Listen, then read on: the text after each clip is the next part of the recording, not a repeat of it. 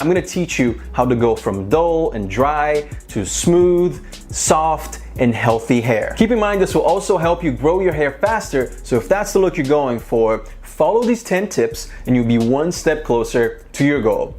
Tip number 1, don't shampoo your hair every day. I've said this many times, but I still get a lot of questions about washing your hair. Look, you can wash your hair every single day if you need to, but that doesn't mean you should always shampoo. So this is what I suggest. Shampoo only when you need to, because it can be really harsh on your hair and scalp and strip away all the natural oils that you need for that healthy shine, especially if your shampoo is not sulfate free. So I wash my hair 4 or 5 times a week, but I only shampoo twice, maybe 3 times a week. Every other time, I just use water and conditioner. Trust me, try that and your hair is gonna feel so much healthier, especially if you tend to have dry hair. Tip number 2, don't be aggressive. After you get out of the shower, don't be aggressive on the towel drying. Just pat dry or you're gonna end up losing a lot of hair, because hair is extremely fragile and prone to breakage when it's wet. And for that same reason, try not to brush your hair when it's wet, because this right here will tug and pull, and that would be bad. Instead, if you really have to, you can use a wide tooth comb and this will do the job.